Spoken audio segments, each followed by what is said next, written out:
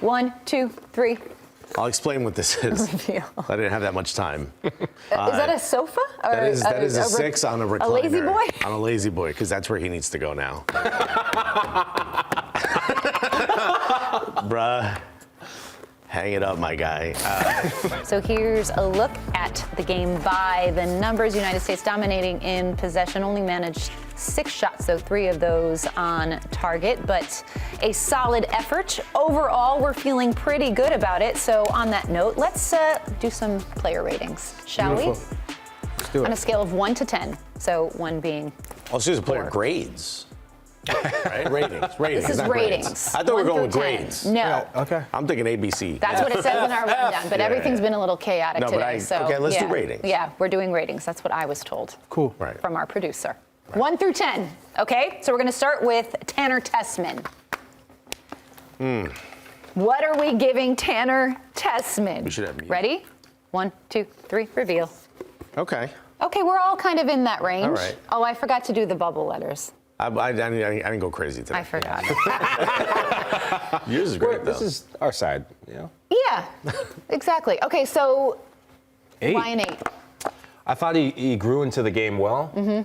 I thought his reading of the game has definitely improved and surprised me. And he's a player that right now, when you look at the hole that needs to be filled for defensive midfield, he definitely accounted himself well. And if you're Mauricio Pochettino, there's a calm that he provides to the midfield, his passing range, decision-making on the ball. He's got everything to build off of for the next level. And I thought he was solid and just above average solid. Yeah, would we agree with that assessment? I agree. Yeah. I think you were a little bit harsher. I was going to go 7.5. Any specific reason? Anything that stopped you going 8? 8 is goals, assists. He didn't have either. But I thought. But do you expect I thought that he from played him really. in that position? Yeah, you could still Assist still at have least. that, Yeah. I think what you asked him to do, he did, and he shined, and he proved to you that he could potentially either be the starter or someone that you plug in and you have a lot of confidence. And that's something that I think is a little bit of growth from what we saw in his time at Venezia, not getting the opportunities with the national team in the past in these moments. Well, even when he did get the opportunities in the past, he didn't do well. And now he did. Now, but it's because of all the playing time and his IQ and playing quicker. Yeah. So his positioning was phenomenal. So 7.5, I'm happy with. Yeah. I like it. 8's a little too high. And whenever the ball was at his feet, I had confidence. He didn't make mistakes. Yeah. Yeah. Didn't make mistakes. Okay, next up, Matt Turner. What rating are we giving Matt Turner? I know this one, I know what I want to give, but then, yeah.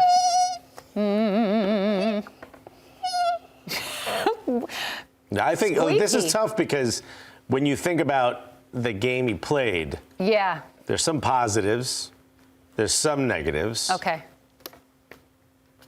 Ready? 1, 2, 3. Reveal. Oh, geez. Really? Are those Really? numbers Nice. meant to be backward? No, yeah. That's what'd you do?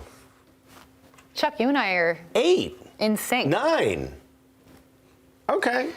I forgive him because I think giving up that or drawing that penalty and then to have the wherewithal to come back and make an extraordinary save, because that could have been it could have been just absolutely downhill from him after that moment, especially if he had converted the penalty. So making that save and then coming up big the rest of the match, I thought just showed some mental fortitude from Matt Turner. I was close to 8.5 Yeah. because of that. Wild. Okay. For me, if you call, you're the reason you drew you caused that penalty. So saving it is bringing you back to. The defenders didn't help him. Sure. In that He didn't have to take him situation. down. He didn't have to take him down. He was put into a really, really Yeah. bad. Absolutely. If Mark McKenzie, who actually had a really good game, Doesn't assist? If he didn't put Yeah. sponges in his boots rather than actually tackling someone, if Tim Ream didn't get spun like a top, if Joe Scally didn't give away a cheap turnover, there are a lot of things that happened that contributed to that. Yes, he makes the mistake, but He misses the ball, so now he made up for that mistake by saving the penalty. 6.9. You thought 6.9 I is was harsh. That to me, he doesn't his even de- hit a 7. And to Sousa's point, I get a clean sheet, but his decision making was the best that I've seen in a long time from him, and his distribution was pretty solid as well. I look at the whole picture, and I think this was a big performance from him. A performance he needed. Yep. A performance he needed to show Pochettino that, hey, I know I'm not playing, but I can still be your guy and have a performance that gives us a win. Okay. All right, let's move it along to Weston McKennie. What score we're giving Weston McKennie? Watching this match, it was good and refreshing to see Weston in a more advanced position. Yeah. Are we ready? Okay, 1, 2, 3, reveal. I didn't get to finish, but I was Nice. Yeah, I went with 7. I think for the same reason everyone else went 7, which is, or 6.5, which I also get. I'm fine with anywhere from 6 to 8. Really, for me, it's like you show me what you can do, but I've not seen you do more. For someone who's getting the amount of playing time and the amount of trust he's getting at Juventus, yes, exactly right, exactly right. That's where I'm at with Weston. But not in a negative way. Not like he didn't have an impact. No, I'm like, yo, exactly. you're Weston. Show me more. Exactly. I Gamble a little bit. I thought his That's what I was gonna positioning, say. especially playing in a more advanced position, I like him in that advanced position. I thought the interchange between him and Christian, recognizing when it was time to evacuate the space and say, okay, let Christian come in. It's what led to the goal. It's being aware of where your teammates are. I think he's gotten so much better at that this season, and especially at the end of last season. He was solid, and if we're going to go by, okay, you need to get a goal and an assist, I think 7 is perfect for him. Okay.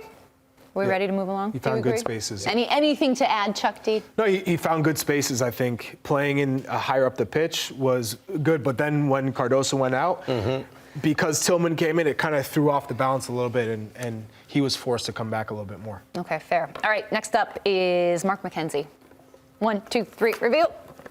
Yeah, okay. All right. All right. We're all on the same page here. I gave him a little 0.5, and so did you. I wonder if it's for the same reason. For me, the reason I went 0.5 is because when we're asking players to advance the ball, especially with someone like a Scally next to him who doesn't really do a great job of that, and we're asking someone to make those line-breaking passes or make passes into dangerous spaces or spaces where you can put someone in an influential spot, he was doing that from the back line. So I gave him that extra 0.5. But for me, it would have been an 8 if he did not have that misstep in front of goal. I thought he was the U.S.'s best defender on the night. On a night where Anthony Robinson was not really a factor, got megged, and a lot of Jamaica's attacks did come down Anthony's side in the second half. Tim Ream, he was actually carrying Tim Ream, putting out fires when Tim Ream got turned around. Are we doing Tim Ream? Because I got a great one. I thought he was. And then don't forget the two blocks that he had, one of them being a goal-saving block against Shamar Nicholson. If you take away the penalty, then it'd definitely be higher, but I thought he was solid. Okay. Charlie? Yeah, I thought this was a very solid game from Mark McKenzie. He would have had an 8, 8.5 if he was more assertive. Okay. Stronger in the challenge, just a little bit more sure of himself, because I still think at times it looks like he's playing on eggshells. But for the most part, this is one of the best games that I've seen him in a U.S. men's national team. The move to Toulouse seems like a great move for him, too. Fantastic His move. decision-making, his spacing was right on point. Yeah. Indeed. Who are we doing next? Tim Ream. Tim Ream? Are we doing Tim Ream? Okay. All right. This is tough, right? I mean, you guys are probably a little worried about what you might be writing on this. I know I am. Yeah. 1, 2, 3. I'll explain what this is. Reveal. I didn't have that much time. Is that a sofa? Or That is a 6 on a recliner. A lazy boy? On a lazy boy, because that's where he needs to go now. Bruh. Hang it up, my guy.